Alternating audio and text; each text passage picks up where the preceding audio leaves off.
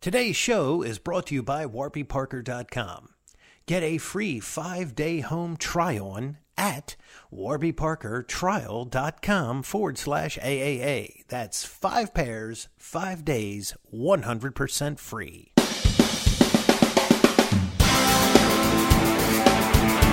Neck-throughs, guitars, they're like a guy that won't have a beer with you. I want to hear what's pushing the notes.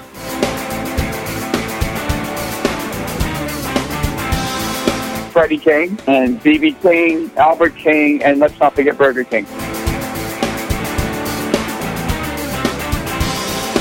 I don't want to blow my knuckle out. Stainless steel is the work of the devil.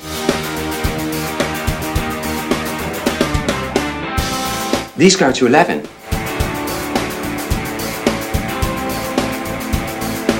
From the East Amplification Tone Labs in Baltimore, Maryland, it's the Amps and Axes Show. With your hosts, Jeff the Godfather of Low Wattage Amps Bober and Mick Marcelino. Well, good day to you, Mr. Pope. Good day to you, Mr. Marcelino. It's a pretty good day, huh? It's always a good day when we're doing our cast. That's right. That's right. Hey, I have no segue, but I am going to say, thanks to the listeners, man. You guys are rocking it. The numbers are looking great. We really do appreciate it, man. Yeah, and as we always say, we couldn't do it without you and your friends, old and new. That's right. That's right. And when you do, we always want you to tell them, hey, man, I heard it here first. I heard it on Amps and Axes.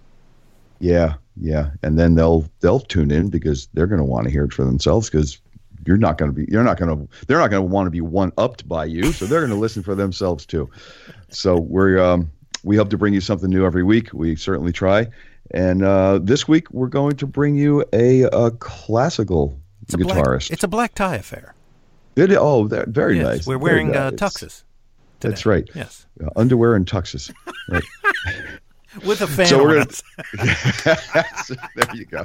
So we're going to take a pause for the cause, and we're going to come back with our guest of the week, classical guitarist, Mr. Evan Taucher. Warby Parker. As a special offer to our audiences, warbyparker.com will give you a 5-day home try-on complete with 5 pairs of glasses to choose. Just go to warbyparkertrial.com/AAA to get a free 5-day home try-on. Warby Parker makes buying glasses online easy and risk-free. Their home try-on program allows customers to order 5 pairs of glasses to be shipped directly to them where they can try them on in the comfort of their own home. Users can keep the frames for 5 days before sending them back using the prepaid return shipping label with no obligations to purchase. When you place an order for prescription glasses, you will have them in your hands within 10 business days. For every pair of glasses sold, Warby Parker distributes a pair of glasses to someone in need.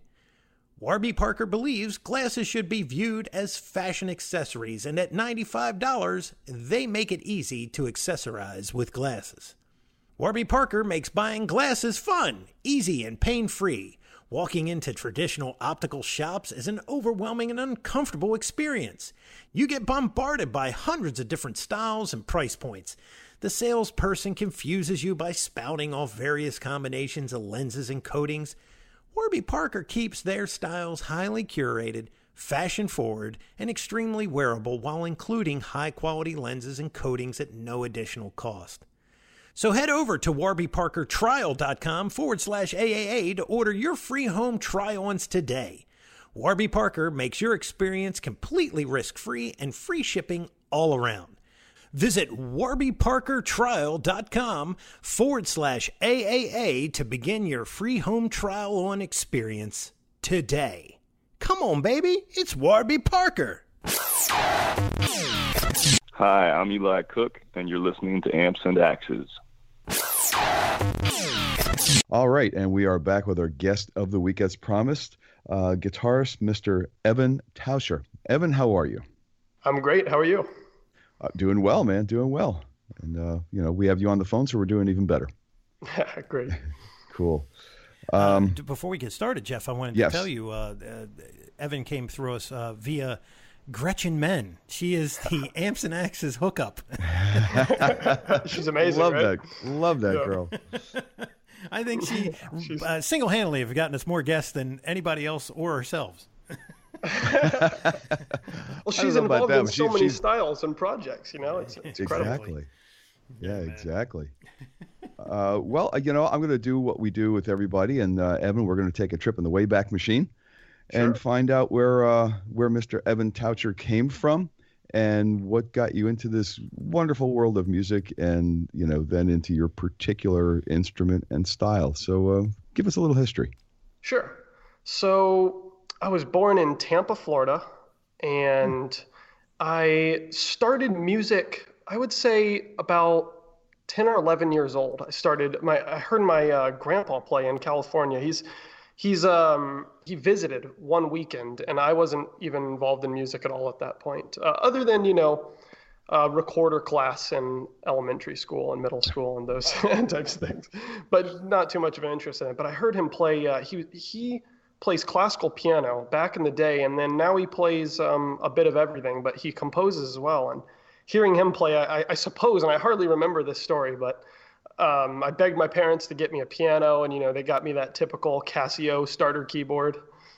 Nice. And and so I guess I was playing it enough, and I wasn't having too much fun with all the patch settings, where it plays like some cheesy tune and then you're trying to improvise on top of it. I guess I was having enough fun with it where they got me a piano teacher, and I guess she convinced them to get a piano, like a real baby grand piano. And so kind of without too much choice, I got kind of thrown into this classical world, right? Well, let me take a step back for a second. You said your grandfather visited and you heard him play. Was there a piano in the house or somewhere around that he played? Were your parents musical? You know what? I guess this was actually about the time that I had already had a piano, but I hadn't had any lessons. So he had come over, and of course, like, he was pushing them to get me started with music and everything. And but no, my parents were not musicians. My mom plays, very beginner level piano. She teaches preschool. My dad, no music whatsoever, but my grandpa certainly. Wow. Nice. So I heard him playing just the music of Chopin, and he actually recorded like a little CD right there for me. We had one of those player pianos where you could put the cassette in and it would record what you were playing right there. Oh, nice. It's kind of a neat technology to think of, like, over 10 years ago. Mm-hmm. For that to exist. But and he recorded a little CD, and then I was like, I want to play like that. I suppose this is what my parents tell me. I guess I hardly remember this kind of time, but being like 10 or 11 years old, I got into piano and I would practice, but I started having these classical lessons, and as a kid, you're just wanting to like play some of the music that you're hearing on the radio or I don't know. I was just wanting to learn other things besides classical, but I was having fun learning the piano, and I got kind of pushed into that scene of like, okay, you have to practice today. You have to practice 30 minutes. You have to practice an hour, those types of things. But I guess I got to a decent level with that because I was doing little youth competitions and going around Florida competing, and but that sort of phased out, sort of got tired of piano, and I joined the band in high school. So the marching band. Okay, so I was playing saxophone at the time, and how I stumbled on that, I really don't know. It's one of those things, they have a bunch of instruments in front of you, and you just pick. Right. So no, I had a lot of fun with that, and all my friends were based out of the marching band, but naturally, and I don't know, I kind of suppose from talking to so many people now that there's a lot of guitarists that come out of that, and really? I don't really know why, but I just had so many friends that were guitarists, and everyone always asked like, oh, did you start a band when you're in high school? And it's like, no, all my friends were guitarists. That's all they played, really. There was maybe one bassist, one drummer to go around, but there was like 7 or 8 guitarists. And So I kind of stumbled into guitar that way, and I heard my good friend Jordan and Morgan and Trey. This guy Trey Fitzgerald is such a huge inspiration in my life. But I heard these guys playing, I was like, I want to play some guitar. So I kind of got into it that way. Well, and now you're obviously a multi-instrumentalist. Right. With a piano and saxophone background, man. You're one of those utility guys that, can get called up into any kind of touring band at any moment. Yeah, I suppose so. Should you want to put yourself there, Right. Wow, that's very cool. The classical guitar stuff came later, but that's how I got into guitar in general, I suppose. So the classical stuff came later. So what were you focusing on when you first started guitar? And did you start on acoustic? Did you start on electric and then go into classical, or how did that happen? Well, okay. I would say I started on acoustic just to say that's what my first guitar was. It was like some Fender starter guitar that I borrowed from my friend, but electric is really what I mainly focused on for, I would say, 5 or 6 years. I played electric so heavily, and it was strange. I didn't fall into the normal path where everyone learns all the hits and Crazy Train and Metallica stuff, but I was always into the solo artist things, like Paul Gilbert and Steve Vai, Joe Satriani. Mm-hmm. That's just what my friends listened to. So that's really hard stuff to jump into. So I was way over my head, Well, it's good to have goals, but that's pretty lofty early on. Right. But we've had other people that that's what they first heard. So they assumed that that's how they were supposed to play and what they were supposed to learn. And it just happened, Right. Now I know how to play this because that's what I heard and that's what I figured I was supposed to be playing. So it's very strange. Right. Everybody falls into it so differently, Yeah. And it actually somewhat felt natural to me because I had originally played, solo classical piano, and then I played in the band in high school, which it was actually really interesting music was being written for this marching band. We were a pretty competitive group, and the band director would find composers to compose. He didn't just grab things from, the pile of repertoire that other people might have used in the past, but he would have new things composed for the band. And so It was instrumental music that I was already really into. So the solo guitar artist I was super drawn to because I was like, oh, this is awesome. This instrument guitar that I fell in love with. And there's all these soloists that are just incredible. That's very cool. It's different than people falling in love with a particular band or something like that and wanting to be part of, a band, an ensemble kind of thing. You fell in love with a different aspect of it. It's really cool. Right. And was it, the solo guys, was it possibly because they were leaning a little bit more towards classical-ish playing? I'm not sure. It may have been that. I remember distinctly hearing Paul Gilbert and I think it was his Get Out of My Yard album, or I'm not sure which, but I remember hearing that he did a Bach Gigue on electric guitar. And it was so cool, from the second violin partita. Huh. And I didn't know all of that then. I realized that later in the classical world that's what he was playing. And I remember thinking, whoa, now that is amazing. And, that kind of brought me into Yngwie Malmsteen stuff and that sort of fusion of classical and rock. Mm-hmm. But it's pretty cool. It is. Did you wind up? I know you said there were a bunch of guitar players around, but I'm assuming at this point you were probably better than most. So did you start a band at that point in that particular style of music?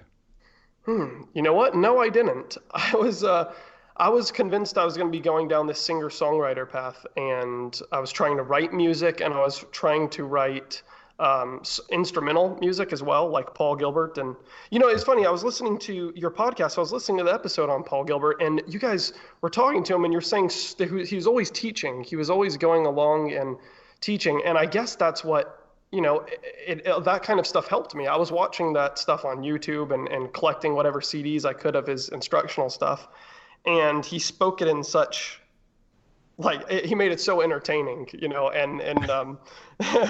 that really helped me, and that inspired me to kind of teach along the way as well. But interesting. Yeah, he always seems to be like I think I even said in that interview that there's a YouTube video where he's over in England at like a music store, and instead of coming out and just doing the Paul Gilbert thing where he shows you how fast he can play. Mm-hmm. And all the cool tricks and stuff like that, he starts playing this blues thing, and he starts explaining every single bar of it, of how you do these turnarounds and what notes you can actually use that may not be part of the scale, but you can find it. It was really, and it's like there's a room full of people. I mean, it was like 200 people in this music store. And there's Paul explaining this thing, and I'm sure it's going over the heads of many of the guys in the audience. Right. But it was like he's just probably learned it, and he's just sharing it out there. Sharing his knowledge. Yeah, that's awesome. Oh, yeah. And that's really cool. And it's got to be a thing of solo musicians, you got to figure out a way. If all the audience has is to stare at you on stage, you got to figure out a way to make it entertaining. And even if it was above those people's, like a lot of people's heads in the audience, I'm sure it was entertaining to just see him put everything together. Oh yeah, and as he was explaining it, it made perfect sense. It was like, right. Oh, okay, so I understand this a little bit better now. You can put, this note, even though it's like at this, contrast when you do it, and it's kind of moving past. Right. It doesn't sound awful. It actually kind of fits. Right. And kind of pivots you to the next thing. It was a very cool video, and it's out there. I would have to search for it, but it was interesting. I thought he was going to get up there and just do his thing, and no, he was playing this old blues tune from like the 30s or something. Very cool. Nice. Yeah. Nice. So singer-songwriter. That was a short phase. Yeah. It was more like. I was playing electric guitar. I mean, it had to have been 10 or 11 hours a day. I was just locked inside my room practicing and learning. And I was so focused on the technical side of things because I was so behind my friends, like everyone was so much better than me. Wow. So when I was just starting, so I was just trying to get better. And I was listening to more and more music and just learning as much as I could. And jamming with my friends, learning how to improvise, taking some lessons in jazz. But then when it came down to it, I went to Florida State University for the business school, but also I knew it was a great music school up in Tallahassee, Florida. Okay. So that's about 4 hours north of Tampa. Mm-hmm. But I went there as I knew they had a great music program, but my parents were helping me out with college, and you know how it goes. It's just like, what are you going to do with music, right? Go broke. You got to take something you can make a living at. Come on. Right. So I was like, I'll do the wink wink business school. That's what I'll do. Perfect. I'll do business. Yeah. So I took my initial classes that you have to get out of the way, but so many of my good friends that were up there were music majors, and I was so jealous. I was like, you guys are getting to go to class for theory and for sight singing, and you're like learning music and getting to practice on all your free time instead of doing homework. I was like, that is so cool. And so I started sliding in on the parents like, oh, I'm going to do a double major. And, I'm going to do guitar, and I'm going to do music, and I'm going to do business. And then it started to turn into, so I'm thinking I'm going to do a business minor and a music major, Eventually it was gone. It was just music.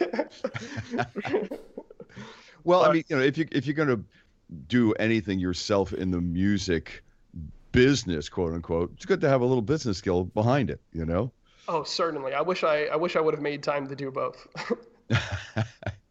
Well, at least you got it in a little bit of it, so that's right. That's okay. So when you were starting electric, do you remember what your first guitar and amp was, Yes. or what kind of rig did you have? Certainly, it was one of the Ibanez EX series. They made it look like the RG series, but it was just a basic startup package. It had like a little Ibanez 10, 15 watt amp in there. came with all the picks and the strap, everything you need to be a rock star for sure, you know. That was Jeff back in the day when I think Walmart and even Guitar Center, of course, and then Mars Music, if you remember when they were around. It was Paul Shine's nightmares, as he put it to me one day. He said, they make you believe that you can go in as just a normal person and come out as a rock star. And he says, for $99. And he goes, that doesn't feed my family. Right. Yeah. And, but I said, go ahead.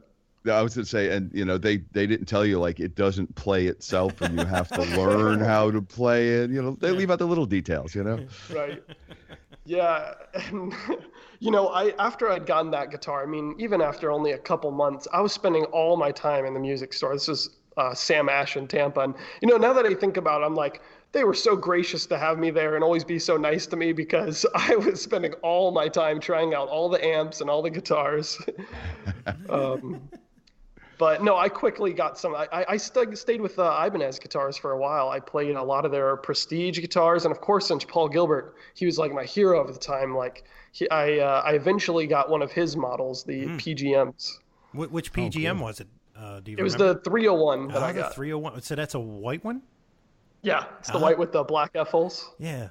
See how obsessed I am, Jeff? I was just going to say that. Yeah. There's a lot of cool colored ones out there. Yeah, because there was a blue with pink. There was red with gold. Right. There was many versions, too. Maple fingerboards, rosewood fingerboards. Yes.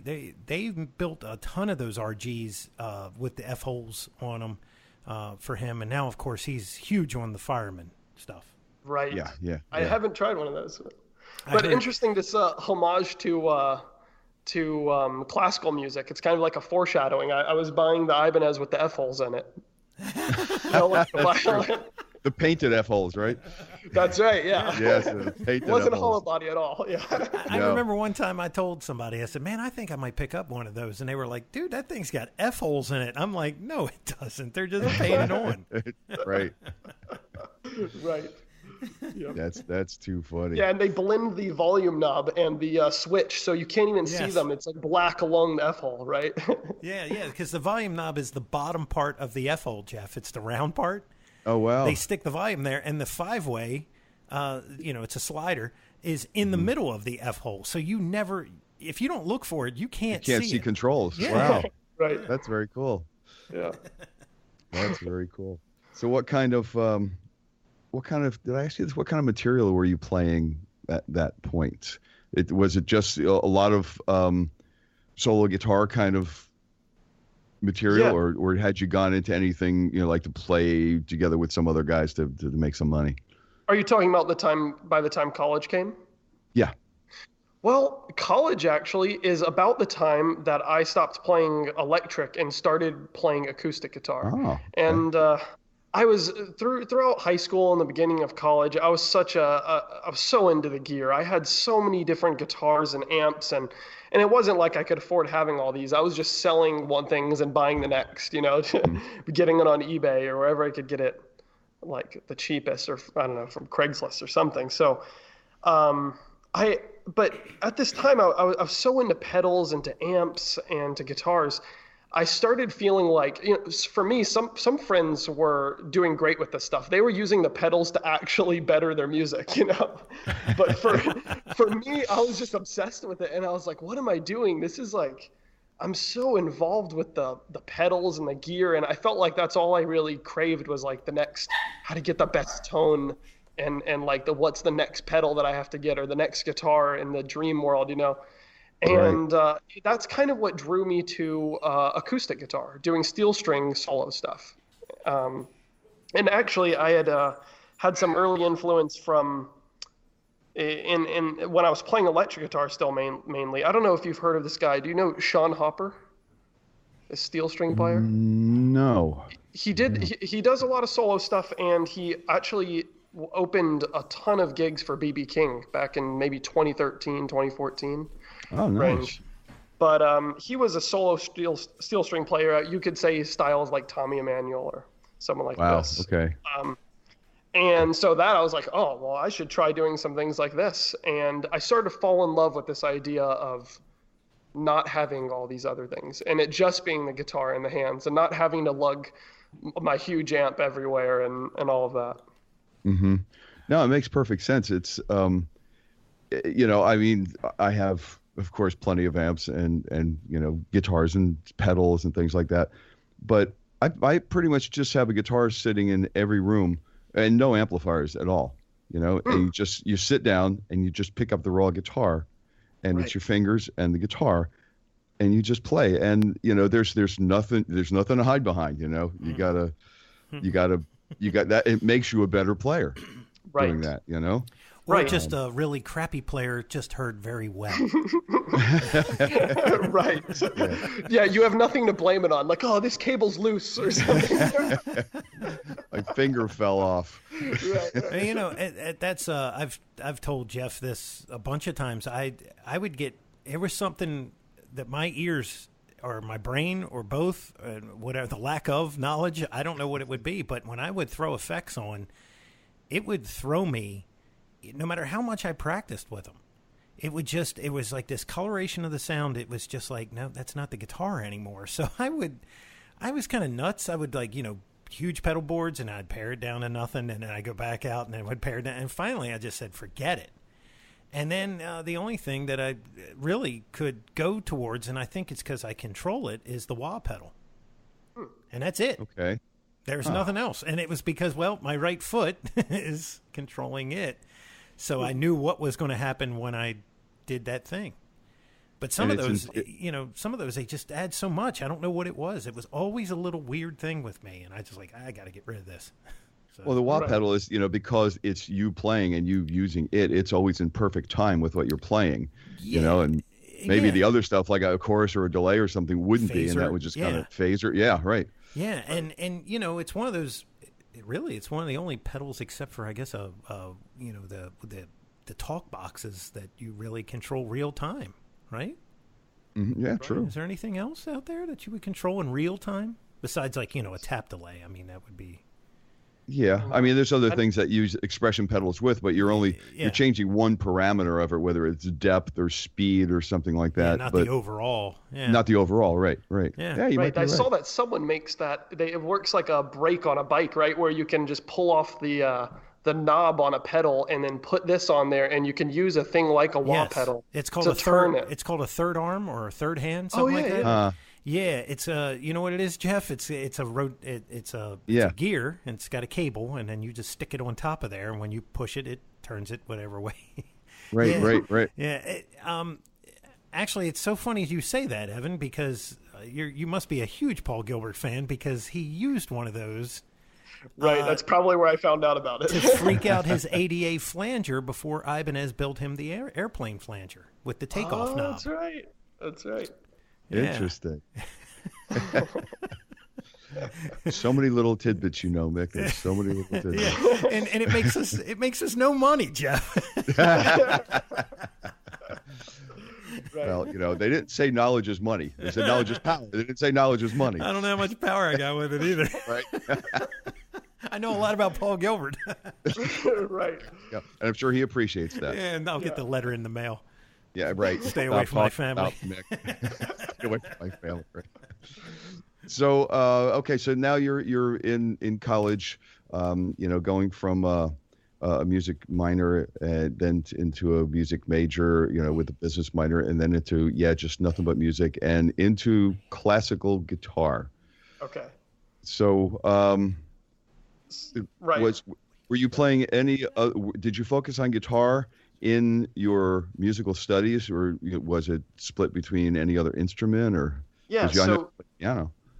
Right. So they require you to take a couple years of piano just as a secondary instrument. So if you're not a piano major, you have to take a secondary instrument, and that's usually piano that people take. I think guitar counts too in a lot of universities, but so classical. How I got into classical guitar was kind of an interesting thing. When I heard that it was a huge school of music, and FSU has like 2,000 music students, it's insane. Oh my! Yeah. So I figured, there's got to be a major for jazz guitar or like for steel string. And I found out that that wasn't really the case. And actually, it was at that point that I was introduced to classical guitar, the very beginning of college. And, or maybe it was about going into my second year. So I had already had a year of business school. And I found out that it was just a classical program. And I went on the website to see, you know, what are the requirements to get into this. I was like, I can play some Paul Gilbert classical style stuff on electric, and they'll probably take me, right? But that wasn't the case. You know, I needed to figure out classical guitar. So, and since it was such a huge music school, I knew that the programs were difficult to get into. So I was like, well, I guess I'll just find the closest guy I can in Tampa over one of the summers. You know, I was traveling back home for the summers over college. And I was like, I'll just find someone that teaches classical guitar and see how it goes, you know, just take a lesson. It's kind of always open to like the different styles and trying new stuff. I'd taken some jazz lessons and, you know, so I was like, I'll try classical. And I completely fell in love with it. It was like the combination of all of the things in my life that I really loved, like the classical music that I remember my grandfather playing, and then the ditching of some of like my reliance on these pedals and effects and amps and also the steel string stuff. I was playing a lot of slow things and writing songs, and it was kind of the perfect mix between that shreddy electric playing and then the beautiful like natural sound of an acoustic guitar. And I was just like, why did no one show this to me, you know? Wow. And so I completely was engulfed in that, and that's been my life since. Now, did you have to relearn how to play, like get rid of bad electric habits and things like that? How difficult was it with the transition for you? Right. Yes, there are so many things that over time you have to get rid of the habits of, and some of those being, you know, with the necks being so thin both, you know, height-wise and width-wise. With the necks being so thin on electric guitars, your thumb, you know, is always hanging out. Like maybe if you need to catch a G or an F sharp or something in the bass, you know?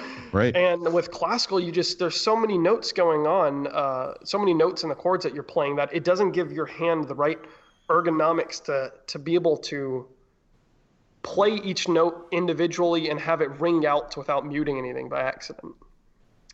So you have to shift, you know, to where you start playing using your thumb more in the center of the neck rather than wrapping it. Yeah. Edge. Right. Yeah.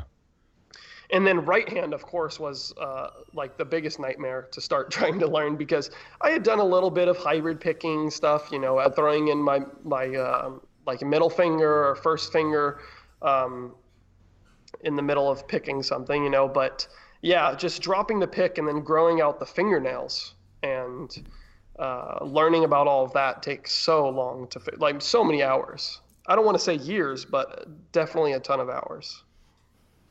Interesting. So you grow out the nails, the whole 9 yards. Right. Well, you know, there's just like, I guess everything that everyone imagines, they think of classical guitar and fingernails, they think, oh, they're so long, but they really don't have to be. They can just be barely past the flesh of your finger. And that's plenty enough to make a good sound. Usually the thumbnail is a little bit longer because you got to do some reaching in the bass, you know? Interesting. But yeah, I guess, I mean, because nails do make an entirely different sound on the string than your fingers do. It's, you know, it's the difference between playing an electric with a pick and playing an electric with the skin of your fingers. Exactly. You know, it's a different sound. They're both great, but they're totally different sounds. Right. Yeah. And, you know, interestingly, the fingernail sound is kind of like the mixture between the pick and the finger, because you have, you know, your nails, which would be the pick, but the act that the pick's doing to actually make a louder sound is it's a harder surface, and it's pushing the string further down towards the body of the guitar than your finger would, because your finger is often plucking, right? When you're playing electric, the string doesn't physically push down. It really gets plucked up or sideways on the electric, right? So when you're using your fingernails in the classical, and the reason why it's so important to get a loud and powerful and articulate sound is you're getting the articulation of the pick, but you're pushing the string down with your finger towards the soundboard, which creates an acoustically louder sound. Well, look at that. Interesting. Yeah. I never thought. I mean, I not even close to ever studying how a classical player plays, but wow, just to try to envision that, like your nails are actually pushing the string down towards the soundboard as you play. It's just right. It seems really difficult. It seems like a very difficult feat to play that way. Wow, interesting. It's difficult to imagine because when we're thinking about it, it's not like huge distances we're moving the string. We're talking about like millimeters. But so it's like if you were to zoom in really far, actually maybe there's room to make be a good YouTube video to be made out of this. Troy Grady could probably have something out there next week with his iPhone thing. Right. But just the distance that it goes towards, like if you were to put a camera level with all 6 strings of the guitar, right? So you're looking like parallel to the strings, and you were to watch the difference between like plucking on like say a steel string guitar or classical or anything without nails, and you were just plucking like traditional if you're playing folk music or whatever, and then pressing downwards, which some folk players actually started from a classical technique, so they might know about this downwards, how to create a louder sound. But when you can see the actual string depressed down towards the soundboard of the guitar. Interesting. See, Jeff, and it just makes the soundboard react. We could start our own YouTube channel like Troy Grady called. Instead of unlocking the code, it would be unlocking, I don't know, the right hand. Who knows? Yeah, because Troy does that exact thing that you're talking about, Evan. He has a bracket that he had made for his cell phone, and he puts it on the guitar, and then he has Rusty Cooley come in and play it, the crazy speed that he does, and then he takes the video and slows it down, and you can actually see what is going on with his right hand as he's playing. Right. So very cool. Something like that would work perfect to actually see what's going on. That gets into the science of it, though. That kind of right. It's physics. Yeah, it's tough to talk about and not sound so nerdy, but it's like it makes such a difference in the sound. That's very cool. So, what was your first, I guess, classical guitar? My first classical guitar, it was this Chinese maker, or I'm trying to think. Oh, I think it was a Chinese maker, Roishi Matsuoka. It's not a very popular maker, but these, in the classical guitar world, the instruments that people use are generally handmade. Mm-hmm. So this one was maybe a mixture between factory and handmade. This was like only a few $100s, this guitar. So that was my first one, and then quickly I found out that I need to invest more. I mean, I had way more expensive electrics and amps and everything, so I was like, I can sell that stuff, no problem. I can get a better guitar, But is yours handmade from a Spaniard? Oh no, my guitar that I play on right now is made by a luthier, Stephen Walter, and he's based out of Chicago. Actually, I've heard that name before. Oh, have you? Okay. I think we've heard that name before, Jeff. Could be. Interesting. Yeah. Well, somebody on our show, I think, has mentioned that name. Maybe it was Gretchen. Oh, yeah, maybe. But, could be. He uses materials from all over the world, but in my opinion, it's just such an amazing guitar for the way he does it, and also him being so close by. When I got to pick out this guitar out of a batch of 6 that he had made, that he was going to be bringing to a guitar convention. So I flew, actually, before I'd moved to where I'm at now, which is Milwaukee, Wisconsin. I flew and I got to try out all of them and pick from them my favorite one. Wow, that's so nice. The batch I makes.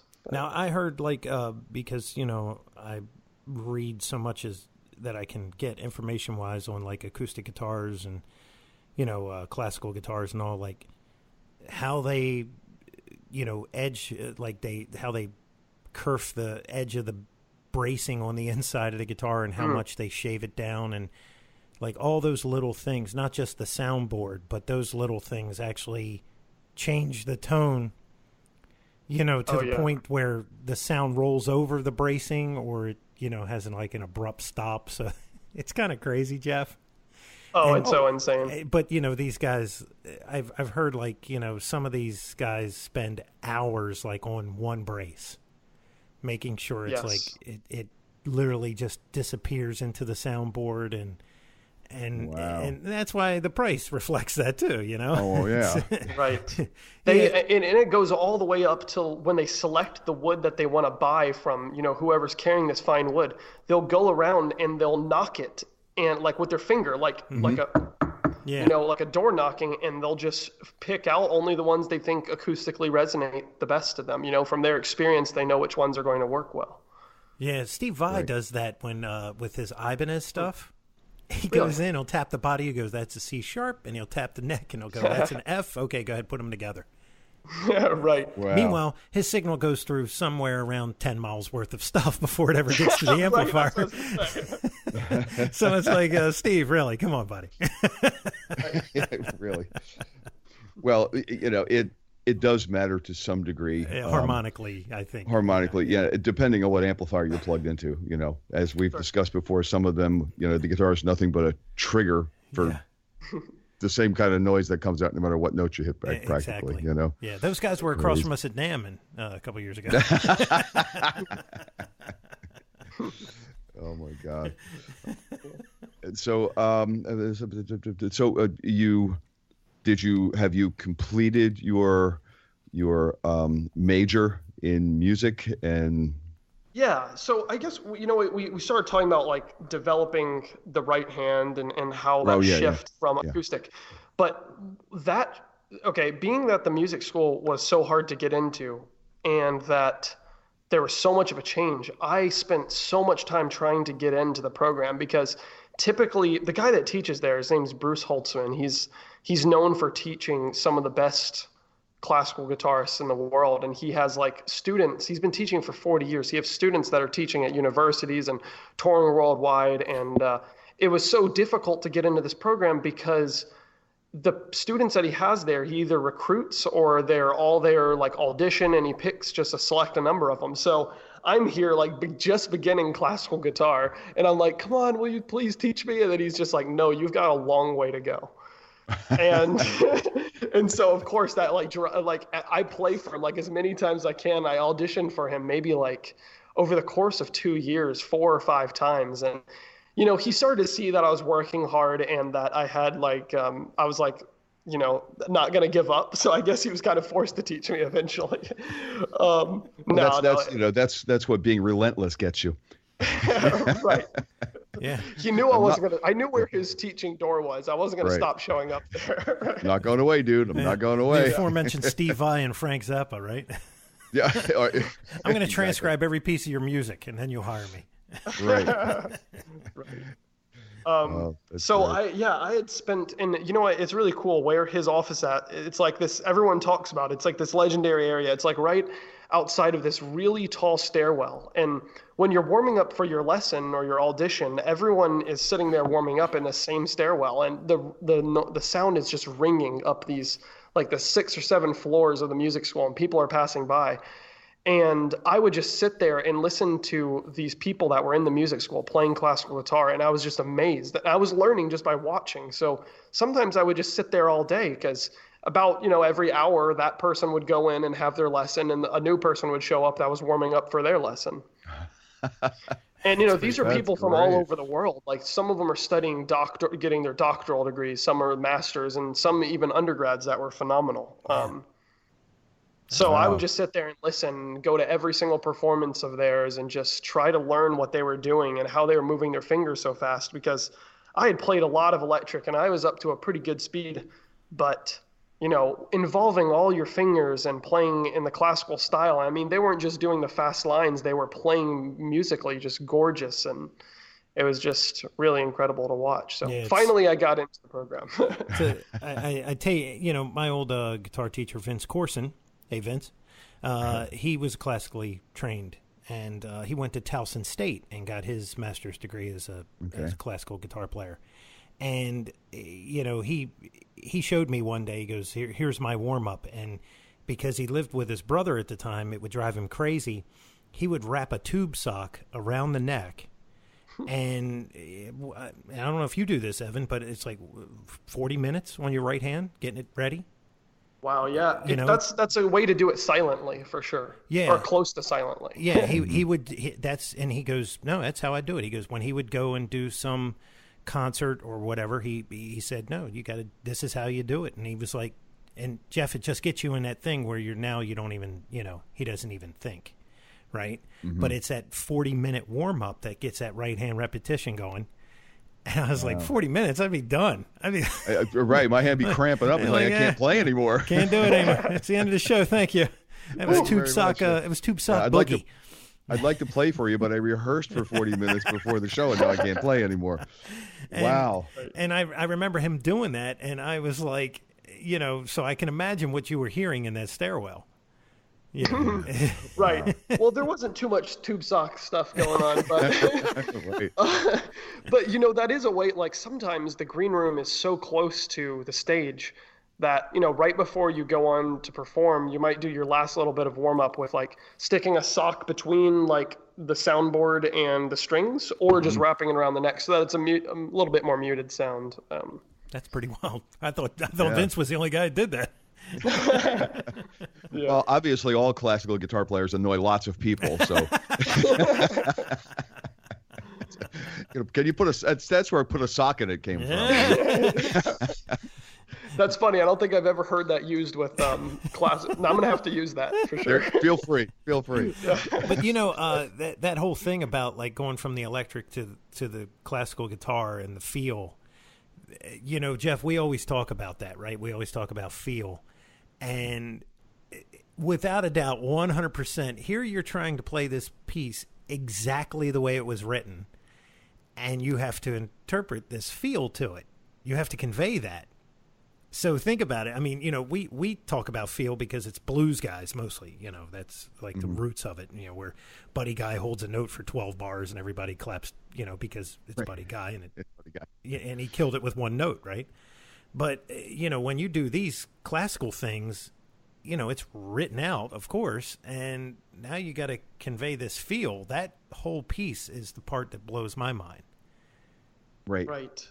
It's the interpretational style of it. All the notes are written down, but these days too in classical, you're playing a lot of transcriptions, things that were written for other instruments, and you're playing them on the classical guitar. So there's actually a lot of note choice involved there too. If something was written for piano, then there's no way you're going to be able to do some of the left hand stuff they're doing while doing the right hand, all on the guitar. Yeah. So there's no choice there, but yeah, there's so much to do with the interpretation of the music, and there's so much great music written that's out there for the guitar that, that being said, very small compared to other instruments. The classical guitar is very young compared to things like the violin or the piano. Piano extending that all the way back to harpsichord. Right. But anyways, there's so much to do with the interpretation. It's really fascinating working on those types of things. But that's not to say there's original music all the time written in the classical style. There's so much great new music out there written. Oh yeah. There's a couple guys that I've actually picked up on just through YouTube, and I'm like, this is not some kind of this is not like a piece written from whenever. It was done by that guy, whoever it would be. The current composition. Yeah, and it's like, man, that's pretty amazing stuff. Because it's like, it's more in depth than just schlock rock. Like right. So Evan, when and how did you wind up turning this into a profession? Like, was that a very conscious and immediate and set points in your life, or how did that come about?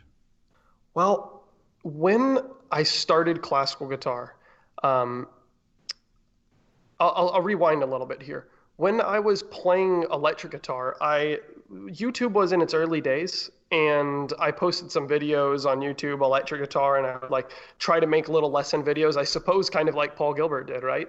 Mm-hmm. But when I started classical, and I think it was like right about, it was before I even made the performance program at Florida State, before I even got into the music school. I knew that it was going to be a journey, and I knew how much I loved the guitar. So I started making YouTube videos about my progress through this. I started making YouTube videos about my progress through this journey I was going through. So I would upload, like, this is what I learned today. I had no idea about this. Like, it might have been about nails, or it might have been a piece of music, or a technique, or there's so many different techniques. So I would make videos about them, and some people would follow along that might have been in a similar situation. So I made these videos maybe every couple months or every month, and kind of just updated people with like what I was learning and, what I said wrong. And I was saying so many things that were incorrect because I didn't know what I was talking about. I was just trying to share with people where I was at. Not really say this is the authority, but hey, this is, what I'm working on. Mm-hmm. So I kept this going, and then eventually, this is where I kind of land end of my undergraduate degree and starting my master's, this is towards the end of my undergraduate degree at Florida State. I was getting better at classical. I was doing some competitions, which there's competitions virtually almost every weekend at different parts of the world. And Instagram started coming about, where Instagram was allowing videos.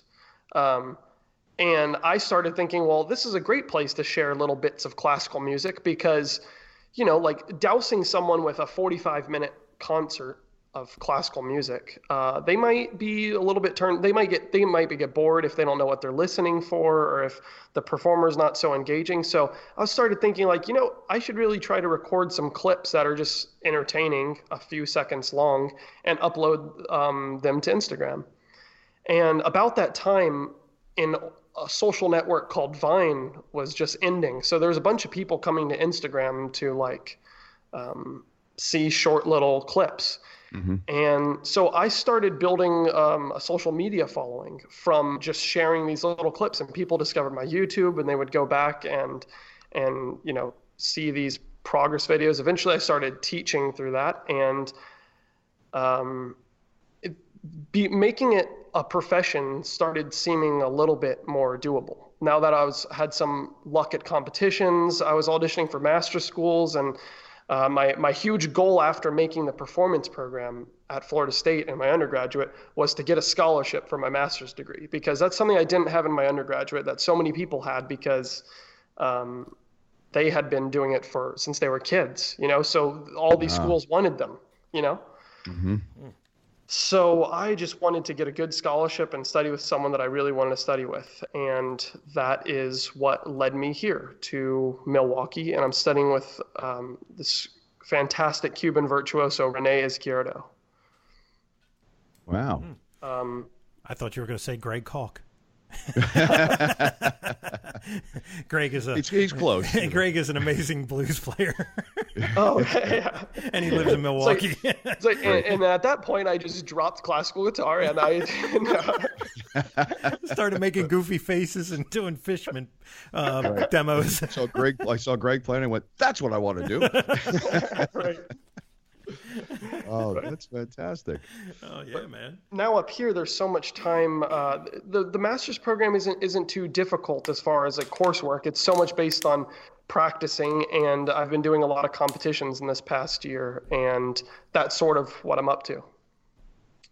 Is doing competitions. That's very cool. How long before you complete your master's? That will be at the end of this year. So middle of 2018. So I've got 2 semesters left.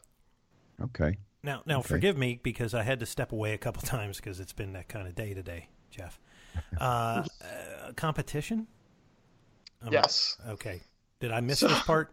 I must have missed it. No. We haven't jumped into that. Okay. So it's a controversial subject because, right, it's almost exactly how you said it. Competition. Like, wait, this is music. This is art. Why are there competitions? It sounds like the Olympics or something, right? Like we're not swimming. I think probably the closest thing that we can compare it to, and there are opinions, against this, but like Battle of the Bands. Yeah. Right. Kind of thing. People like, well, why does there have to be a winner? And if there's a winner, there's losers, and it's music. Why? Yeah, because music's losing all over the place. So we really don't need losers. We need more winners. Right. Right. But I guess on the other hand, things are, everyone's in this fantasy land that everyone's winning and that like everyone's doing their own thing and everyone's competing for something, whether it's a show or an agent or a manager or a sponsorship or, in other worlds, you're competing for different things. So this, as long as you go into it with the right attitude, which, there's a lot of bad attitudes out there too, but if you go into the right attitude with like, okay, if I don't win this competition, it doesn't mean I'm not the best person here. It doesn't mean I'm the worst person here. It just means that day, I didn't play as well, or, there's more I can improve on, or the judges didn't like my style versus his. It's got to be more about networking with other musicians. And it's something that I've experienced that is really great about it. You've got a bunch of people that are interested in the same nerdy stuff as you, basically. But there are so many people are tied into so many different styles. So you're meeting people from all over the world that, they might tell you about what they, what styles they play. They might be interested in choral music. Another person might be really into jazz or gypsy jazz or rock. There's tons of people that also still play electric guitar and play metal on the side also. Chris Broderick. Right. Yeah, Chris Broderick's an amazing classical player, but, of course he is a speed metal guy, so it's so weird. Right. But, yeah, he's into that world. So is this at the university? Competitions? Yeah. You're saying? Yeah. No, typically not. I mean, a lot of times they're hosted at universities, but you compete with people from all over the world at different universities, or not all of them are universities. Some are just like privately held at a concert hall, for instance, and they'll have a competition there. Is there a payout? There is. The prizes, first several $1,000s usually is what they are, and some of the bigger ones they're $10,000 to $20,000. Well, there you go, Jeff. See, there's the difference. See, Battle of the Bands is like you get 25 hours at Joe's studio on Sundays between 5 and 7. We're not supposed to do this, but we'll throw in a case of beer. We're going to throw in a case of beer. We don't drink it out in the parking lot. Make sure you tip your bartenders. This is a whole different ball game, man. Tens of thousands of dollars. That's big money. Right. Are there like sponsors involved? There are like a lot of guitar string companies sponsor them, and sometimes it's like private donors. Other times it's something that the students might have fundraised, or there's registration costs too, of course. So they fund some of the prizes from that. So, and they might have several fundraisers throughout the year, or hold a concert that, maybe charge a high ticket price for it, and a bunch of people are willing to do that, and that might fund the competition. And on average, how many guys are you competing against? On average, I would say maybe 20 to 30 people. This one I have this actually Friday and Saturday. There's 22 people in the semifinal round, and the first round was online where you submit a video. Good God. Oh, wow. So yeah, no pressure. Almost audition-y, like. Right. No pressure there, though, Jeff. Not at all. Being by yourself with a nylon string box of wood that any little nuance everybody on the planet will hear. Yeah, shouldn't be any issues at all. No stomach ulcers, nothing like that. It's just 20 grand on the line. Who cares? No need for a bottle of Xanax. It's just now you're freaking rent. Now you're freaking him out. Now you're just freaking Evan out. I'm laughing in pain. It's so real. It's it's a lot of stress, but at the end of the day, it's a lot of fun, and it's not really about the competition. It's about meeting people and just through social media. This is one of the coolest things. So, I was just recently I was in Belgrade, Serbia, I'm trying to think of what it's called. The United States Embassy was looking for guitarists to compete at this festival in Serbia, Belgrade, Serbia. It's called the Guitar Art Festival. And I applied to it and I got it. And the people that I met there were from all over the world. And some of them I'd already known from social media.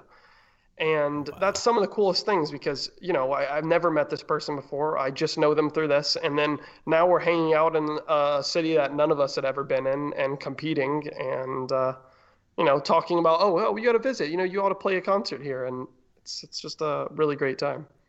That is pretty awesome. That's pretty damn cool. Yeah. Yeah. Now, have you done or do you do many concerts? And if so, are they mostly in this country and mostly not? Yeah. So right now in this country, in about a year, I'm looking at moving to Cologne, Germany. And trying to organize a tour out in throughout Paris and a bunch of those European countries. But yeah, right now, mostly in the United States, but with studies, finishing my master's degree where I'm studying with this Cuban virtuoso and he's fantastic, Rene Izquierdo. I'm studying with him and taking classes on theory and history, and I'm doing these competitions, like several every semester. So it's a lot of time to try to organize. It's a whole nother thing to try to, organize a tour and do things like this. Yeah, I mean, you're at that point, you're being your own promoter, you're agent, promoter. Yeah. Wow. It is a lot to bite off. Wow. Right. Not to mention just, trying to survive and keep up with social media and share what I'm doing there, because I don't want to lose track of what I originally started, which was from the very beginning. I've been recording my progress with this kind of stuff and trying to share it and help people. And it seems that there's a lot of young classical guitarists out there that basically I'm trying to provide them with something that I wish I had. I wasn't looking for, someone at the very top of the food chain of classical guitar, like some old guy to tell me to be able to spend so much time with me and release instructional videos. I knew that wasn't possible. But when I was first starting classical, since I was so behind, I was scouring the internet for all the resources that I could get so that I could, get, any knowledge that I could scramble up. Sure. Wow. So for some of these young guitarists, I'd like to think that I'm able to share some technical instruction through Instagram and through YouTube and Facebook, and just share little bits and tips along the way. Yeah. So That's right now awesome. I teach this live stream technique class twice a week, and basically people can play along with me while I teach some sort of classical technique that they don't need sheet music in front of them to do. It's kind of just almost like a call and response type of thing if you were in a jam session, right? So it's like, okay, now make sure when you're focusing on the right hand here, you're keeping your index finger close to the string when you're plucking with your A finger, or A finger meaning your ring finger, right? It's the Italian names. So for classical guitar, we have names for the fingers that don't necessarily coordinate with the English names. That's great. It's crazy, but yeah, man. so I teach these classes, and there's a bunch of it's a lot of fun, because I'm just thinking man, I wish I had this when I was starting. But I learn a lot from people that just chime in and ask an interesting question. You know how teaching goes. It's just you learn things along the way too. Sure. And I mean, man, it just must feel so good and good on you for providing something that didn't exist before, right. Just, and you knew that from your experience, from your searching, searching it out, it didn't exist. That is so very cool to just have just one long continuum, of Evan, that is, and helping people, along the way. That is so cool. When you do your touring and your concerts, things like that, original material or traditional or a mix? Are you writing and have you recorded? Are there CDs available and things? Right. So I have a CD available. All of it is non-original music. I have that available on my Bandcamp, which is just evantaucher.bandcamp.com. But I am working on a CD of original music right now, all following a certain classical technique. Are you guys familiar with what? Of course, there's the effect, but do you know the classical technique of tremolo? The classical technique of tremolo. Yeah. But you think of the pedal, right? If you like have a tremolo pedal, you know how it's like it's like just splits up the. It's a volume fluctuation. Right. So there's this classical technique called tremolo where basically you have a melody that's being played with. So your ring, middle, and first finger. So your ring, middle, and index. So that's keeping something going on either the first or the second string usually. So the E or the B string. And then your thumb is playing a bass line on usually the 6th, 5th, or 4th string, right? So one of the bass strings. And you're keeping this sustained line going with your 3 fingers, and constantly plucking. Yes, constantly plucking very fast so that it almost creates this illusion, just like if you imagine the tremolo pedal, if you just held one note and then you turn the tremolo pedal on, it was that's exactly what's going on. And it sounds very legato and smooth. And this creates this beautiful, like if you were to close your eyes, you think that it's 2 guitars playing. Oh, cool. That's awesome. But it's a pretty popular technique on the guitar, and I'm trying. There's not a lot of original music being written exclusively just this technique, which anyone's a fan of. You don't have to be a classical player. It's such an enjoyable sounding and so enjoyable to watch too. So I'm trying to make an original album. I've got a lot of the tracks laid out already, and by the end of the year, I'm hoping to have that released. That's cool. Really cool. Now, yeah, I mean, in my mind, I don't know, the word that came to mind when you were describing that was like floating. Like, is that a good representation of the sound, of the music that is being made? Is it kind of just, I don't know, the movement that I pictured, the sound that I heard in my head, I associated with the word floating. I don't know. Interesting. Well, your fingers are certainly floating above the strings, and the kind of sound that it creates is like, very lofty and smooth, and that's interesting. I like that description of it. Though not floating harmonically. Like, it's definitely not just meandering. You still have a lot of harmonic movement. But that's interesting. Floating's... you could imagine this technique if you this is kind of how it goes. If you move with your right hand, imagine you're plucking a note with your thumb, and then with your A finger, I keep on saying it, with your ring finger, and then your middle, and then your index, and then your thumb again. Every time your thumb comes, there's a new bass note, and then your 3 other fingers are just plucking the same note on the treble strings. Mm-hmm. So it's just it's an interesting effect. Very cool. Very cool.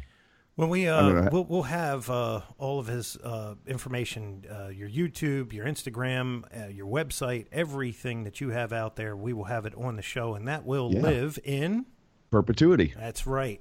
And everybody that wants to give a try at this, you never know, man. You may not think that you have it in you, but you don't know until you try something like this. This may be your calling. It could be. That's right. Could be. It's a different world to step into, but let me tell you, if you know what you're doing, it could be you could be going against Evan in the competition. That's true. Well, it can also be very applicable to other styles, like just creating more efficiency in both hands. And of course, we have so many amazing players on electric using more fingers and more fingers that that kind of dexterity is very much taught in the classical guitar technique world. Very cool. Nice. Well, Evan, thank you very much for being on. It was enlightening. It was eye-opening. Man. It was enjoyable. It was so much fun talking with you guys. Very nice, man. Good luck, with your studies. I hope all turns out the way it's supposed to, and you get your degree and move to Cologne and set the classical world on fire. There you go, man. Thanks so much for having me, guys. I appreciate it. It's all good, man. Thank you very much. Have a great rest of the day and much continued success. Zipcar, baby. drive cars by the hour or day with gas and insurance included. Zipcar is the world's largest car-sharing network, providing wheels when you want them. Zipcar also offers over 50 makes and models of cars. Zipcar customers pay only for the time they actually use the vehicle and have no responsibility for additional costs and hassles associated with car ownership. Zipcars are interspersed throughout local neighborhoods where they are parked in reserved parking spaces and garages within an easy walk where members live and work. Zipcar customers can book a designated vehicle using their mobile device through Zipcar's website or by phone. Unlock the selected vehicle with their Zip card and drive away. Like car owners, Zipcar customers can choose when and where they want to drive. They also have the option to choose the make, model, type, and even color of the vehicle they want based on the specific needs for each trip and available Zipcars in their area. So, to earn $25 of free driving credit, go to joinzipcar.com/AAA. Again, that's joinzipcar.com/AAA to earn free driving credit. Come on, man. It's Zipcar.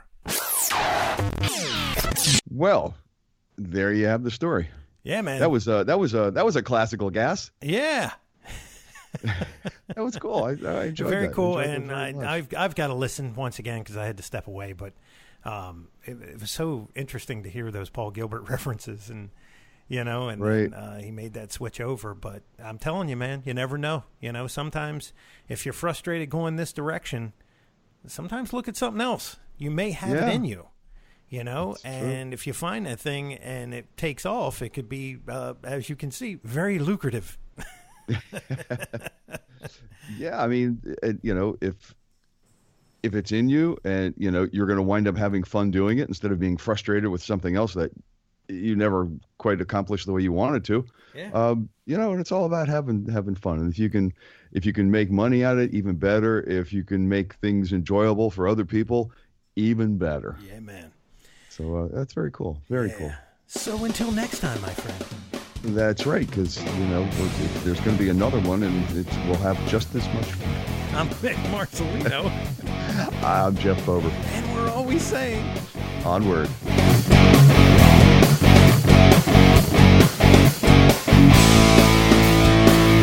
Be sure and follow the show on Twitter @AmpsandAxis. Also, make sure you like the show on Facebook.